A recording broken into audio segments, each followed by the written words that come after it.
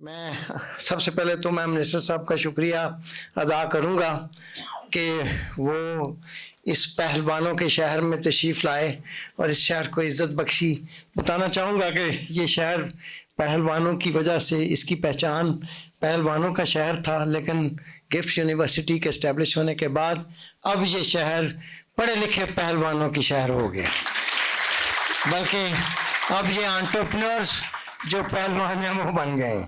تو میں اس کے بعد آپ کو، میں چونکہ آپ کے پاس آج ٹائم بہت شارٹ ہے، میں اس کے اندر ہی، پروفیسر کہتے ہیں کہ اچھا وہی ہے جو 3 منٹ کی بات 3 گھنٹے میں کر سکے اور 3 گھنٹے کی بات 3 منٹ میں کر سکے، تو میں 10 منٹ آپ سے لینا ضرور چاہوں گا.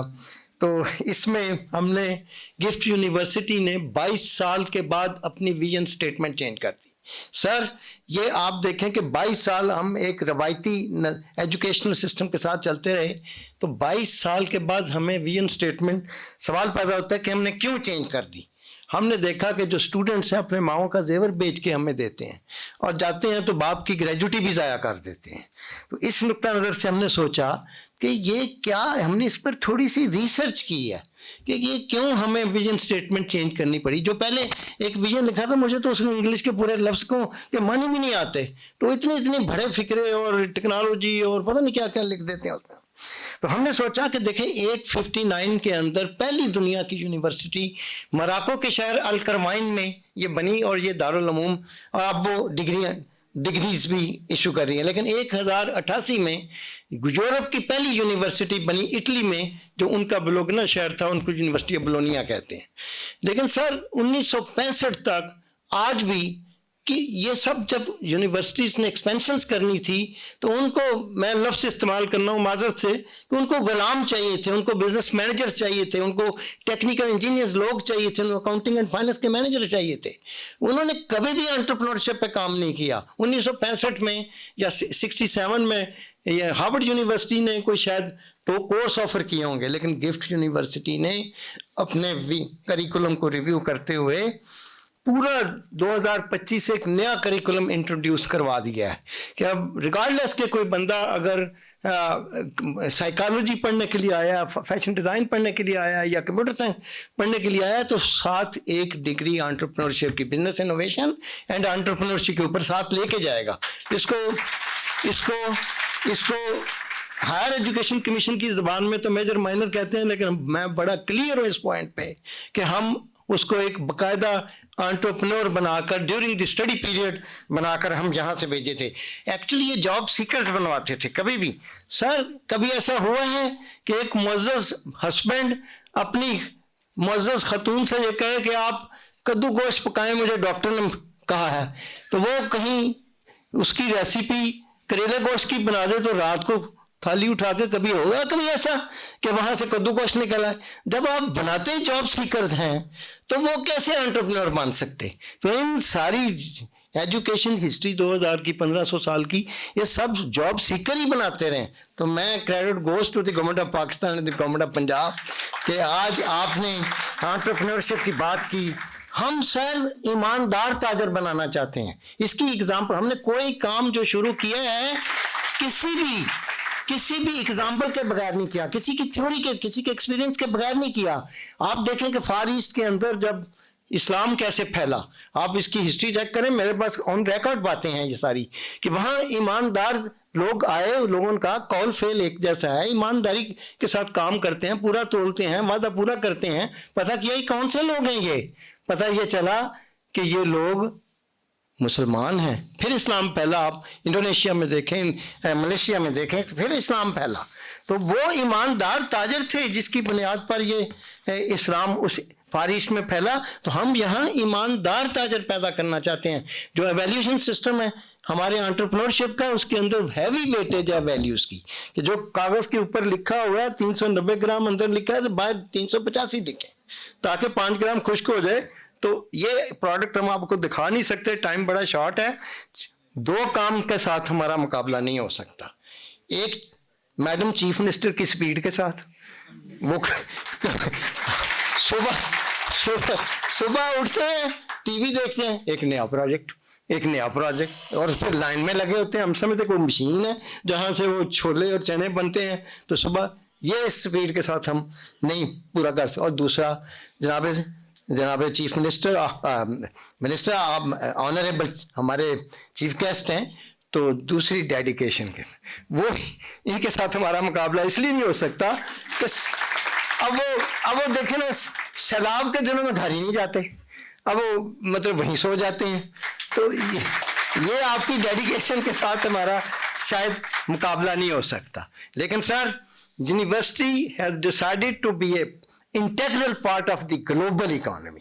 ہم کسی بھی جگہ لوکل نہیں, ریجنل نہیں, ہم انٹرنیشنل, ہم اس کے لیے آپ نے سلائیڈز دیکھی ہیں, یہ دیکھیں ان ملکوں کے ساتھ ہمارا ایک انڈرسٹینڈنگ ہو گئی ہے.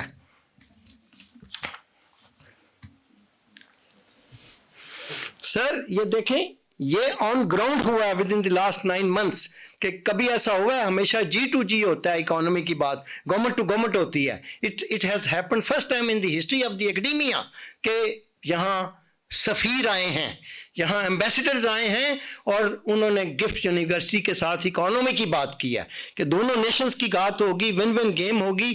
ہم امپورٹ سبسٹیٹیوشن کے اوپر کام کریں گے, ایکسپورٹ کے اوپر کام کریں گے, ویلیو ایڈیشن کے اوپر کام کریں گے.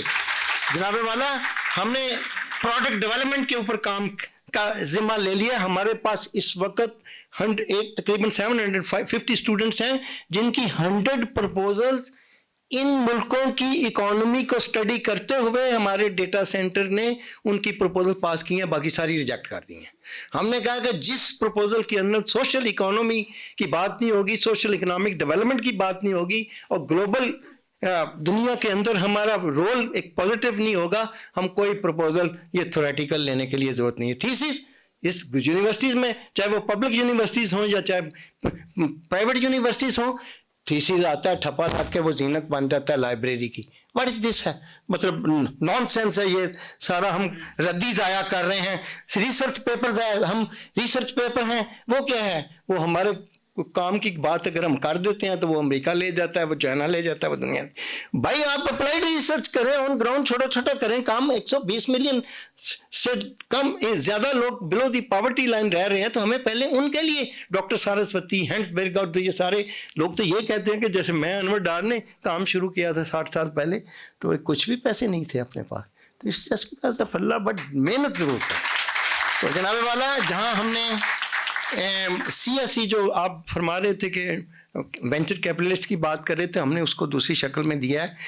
سینٹر فار سوشل انٹرپرینیورشپ کے اندر ہم نے انڈومنٹس فنڈ کھڑا کر دیا. وہ کچھ تقریباً 3 ملین کا ہم نے بڑا ایک چھوٹے سے جتنی ہماری کیپیسٹی اور پاکٹ ہے, لیکن ہم نے اس کو سسٹینیبل ڈیولپمنٹ کے لیے ہم نے کیا کیا ہے, ہم نے کہا کہ جتنی پرپوزل یہ بچے چونکہ یہاں مال بیچتے ہیں, یہاں یہ سب اب جہاں سیلنگ شروع ہو گئی ہے, آپ انٹرپرینیورشپ لیب دیکھیں گے حیران ہو جائیں گے انشاءاللہ.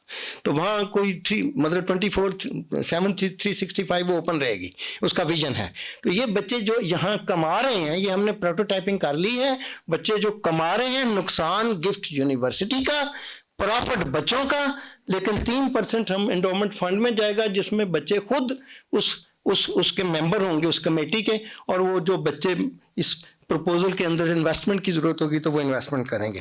جناب والا, آپ بات کر رہے تھے میڈم چیف منسٹر کی کہ وہ ویمنس کے لیے کام کر رہی ہیں. آپ نے خود دیکھا کہ اس یونیورسٹی نے الحمدللہ کہ پرائم منسٹر آف پاکستان نے اس یونیورسٹی کو ایک آنر دی. جناب والا, اس میں ایک بڑی کلیئر بات ہے کہ ہم نے اپلیکیشن دے دی ہے منسٹری آف کامرس کے اندر. منسٹری آف کامرس کے اندر یہ جہاں بچے بیٹھے ہیں فیمیل, یہ Gujranwala women chamber of commerce and industry کی اپلیکیشن دے دی ہے, اور اگر ہمیں وہ اجازت لائسنس مل جاتا ہے یا نہیں ملتا, ہماری باڈی ہیز بین فارمڈ, اور وہ باڈی کی پہلی میٹنگ اگلے 1-2 ہفتے میں ہونے والی ہے. تو ہم نے parallel chamber of commerce and Gujranwala کی بجائے ہم نے اب رکھا اس کا نام gift chamber of commerce, women chamber of commerce and industry.